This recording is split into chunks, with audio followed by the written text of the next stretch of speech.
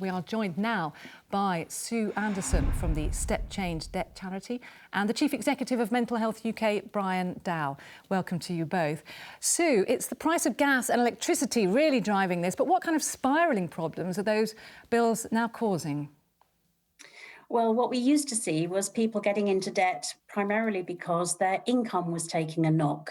And now what we're seeing is people getting into debt and citing the cost of living as a major factor in that. So what that means is that people just haven't got enough money to make ends meet. And that's particularly concentrated among lower income households. And debt advice can help so far, but we do need public policy to help these people too. Well, Brian, of course, when someone's mental health is taking a battering, trying to chart your way out of debt must be all the harder. Yeah, and the relationship is circular. If you are experiencing financial problems, then there's a very good chance that you're going to end up, feeling anxious and potentially depressed and even worse. But if you have an existing mental health condition, that can affect your relationship with money. So that vicious circle can really cause people a lot of problems. And I think is part of the reason why, as you heard in that VT, it's incredibly important the government steps in to support people who feel like they've run out of choices. And Sue, I mean, the headline figure is 9% we're reporting today, but inflation is actually higher the lower your income. Can you just explain why that really is? That's right, because if you're on a relatively low income, then the chances are that you're doing most of your spending on real basic necessities and needs like energy bills, which, as we know, are soaring ahead way above the general inflation rate.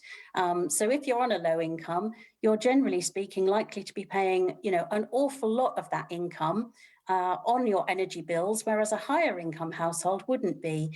And what we're seeing is that means that these lower income households have only seen their income increase by the 3% up rating in April, might be paying maybe 11% on inflation for the things they actually buy. So there's automatically a shortfall before you start.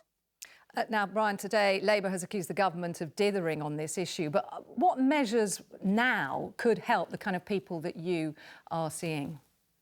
Well, I think what was incredibly powerful about some of those case studies that you had there was that people were talking about all of the other factors in their life causing them such difficulty.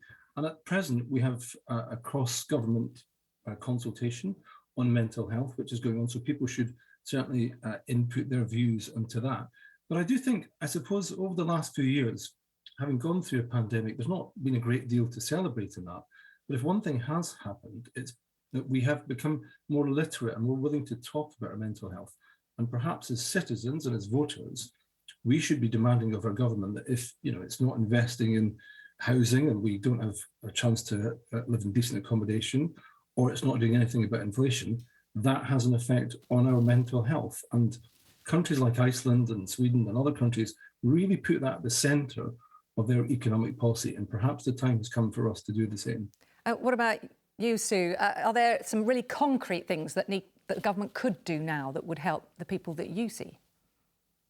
There are. As well as the mental health issues, there are the genuine shortfall issues. So I think government could look at uprating benefits out of cycle. We'd like them to do that. They could look at providing more targeted support for the neediest households who are least able to afford these energy bills. And they could look at pausing things like deductions from benefits that would help people to catch up a little bit. So there very much are some tangible things that they could do. Just a quick question to you both now. Brian, first, what's your advice if someone tonight is watching and they are fearing debt growing? Well, I think they can certainly come through to organisations like ourselves. We work with Step Change, in fact, to support people who've got that combination of mental health problems and financial problems.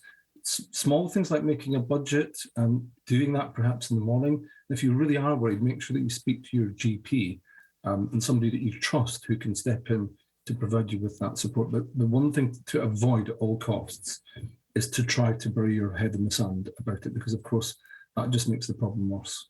Just very quickly, Sue, presumably you'd agree with that. Absolutely. One of the things that our clients tell us, and often they've waited maybe a year before they turn to us, is they wish they'd done it sooner and they can now sleep at night. So we'd very much echo that point. Sue and Brian, thank you both very much indeed.